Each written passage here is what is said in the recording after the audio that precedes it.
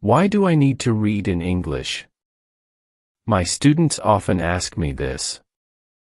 They think, I go to classes, I do my homework, I watch films in English. Why should I read books? Actually, reading is the best way to improve your English. I will tell you why. First, reading is very important now. In 2006, only 1 in 100 people went to university. Now, 7 in 100 people go to university. All jobs need more reading and writing than 100 years ago. This is true for everyone. It doesn't matter if you're an office worker or a mechanic. Second, reading will improve your speaking, writing, vocabulary and grammar better than any other way. It won't improve your listening, but it will improve your vocabulary.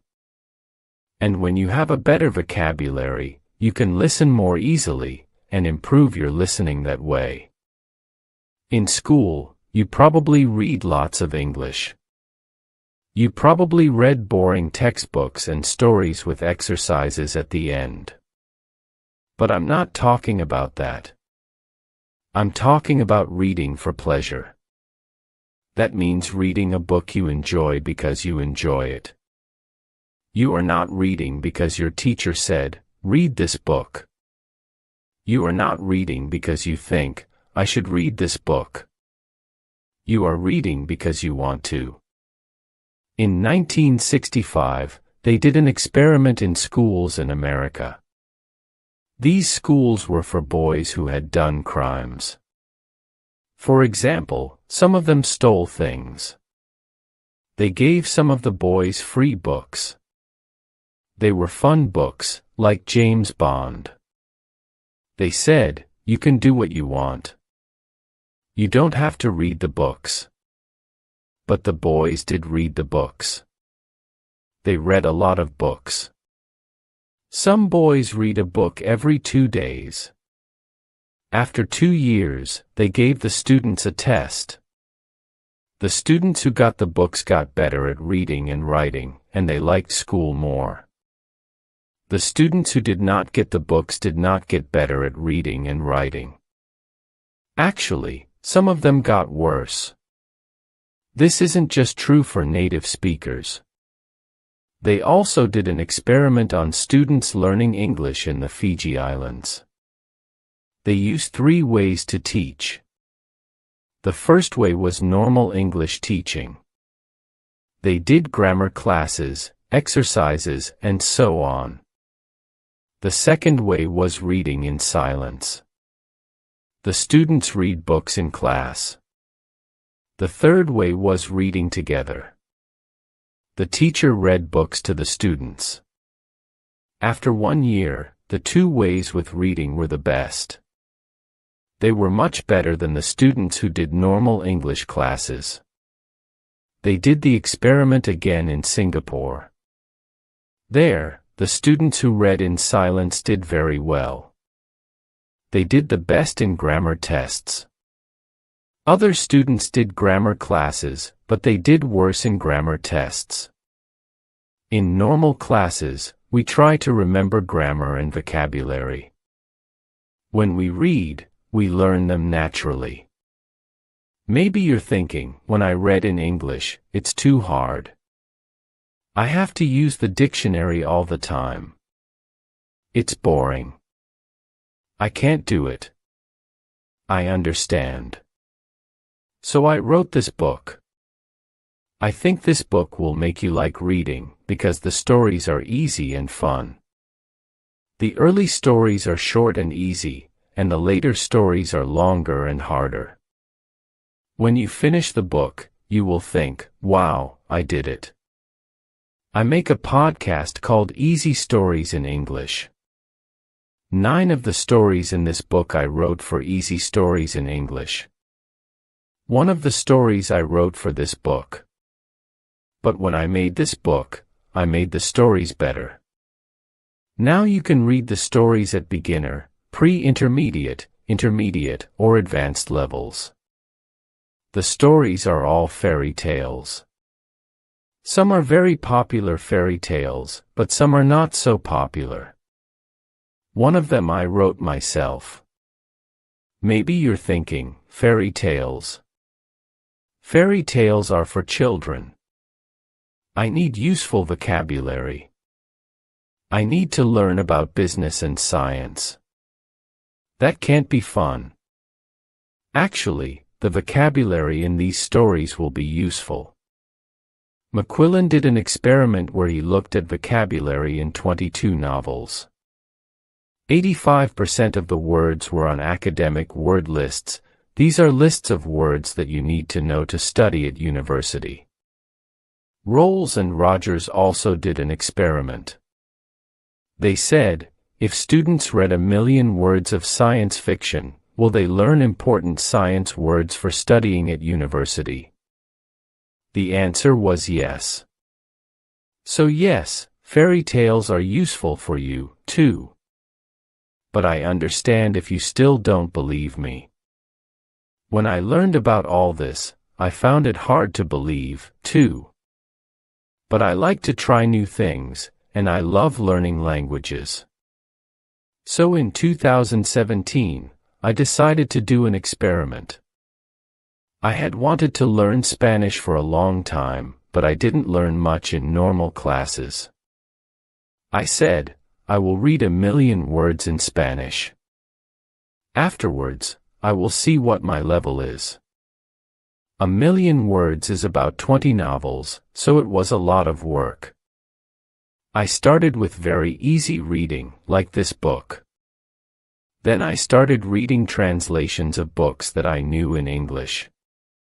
For example, I have read Harry Potter and Game of Thrones in English, so I read them in Spanish, too.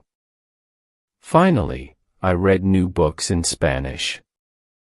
I read Latin American authors, that means writers, such as Isabel Allende, Luis Jorge Borges and Manuel Puig. I loved them.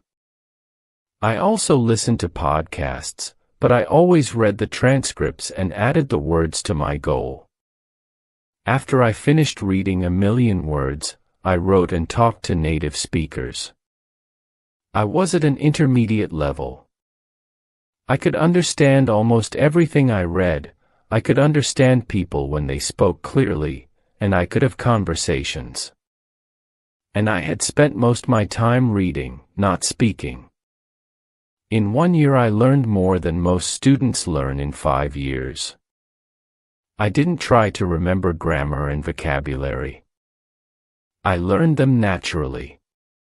Maybe you're thinking, I don't believe this, or maybe you're thinking, wow. I'm going to read for hours every day. But I have to say something very important, you must read books that are easy. You must read books that are fun. If a book is too difficult or too boring, put it down and find another one. Stephen Krashen, an expert in language teaching, says, only read things in English that are fun and interesting. Read things that are really easy, that you wouldn't read in your native language because they are too easy. So you can read comics, magazines, detective stories, romance stories, and so on. Don't feel bad about reading translations. If you read very easy books, when you see a word you don't know, you will understand the meaning easily. You won't have to use a dictionary. So what is easy? Experiments show that you should understand at least 98% of the words in a text. 98%. That's so high. I know. But let me show you an example. Here is a text where 10% of the words are not real words. So you should understand 90% of the words. Jerry flurried out of bed and opened the curtains. He bimped to himself as he made breakfast. He made coffee and put butter on his paw fur. Someone called his phone, and he picked it up. He was very surprised by who was torngling, so his vinky fell on the floor. Is that easy to understand? Could you read a whole book of that? Here is the same text, but only 2% of the words are not real. So you should understand 98% of the words. Jerry jumped out of bed and opened the curtains. He sang to himself as he made breakfast. He made coffee and put butter on his toast. Someone called his phone, and he picked it up. He was very surprised by who was calling, so his vinky fell on the floor. How was that? You probably didn't understand everything, but it was more fun to read than the first text. That's why reading for pleasure is so great. Maybe you don't understand everything, but you understand enough to follow the story, and you don't have to pick up a dictionary. So if you find that this book is too hard, read something easier. If you find it boring, read something more fun. I know that not everyone likes my writing, and that's okay. Find a book that is good for you.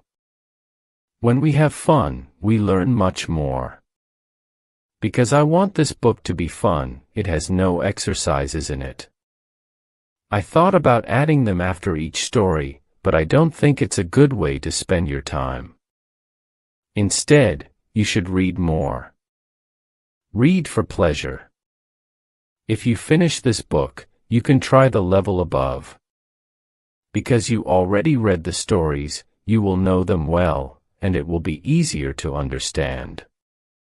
But maybe when you finish this book you will love stories. I hope so.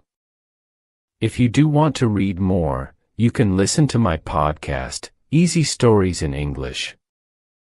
I write a new story every week, with audio and text, and there are over 100 episodes for you to listen to. Happy reading and happy learning.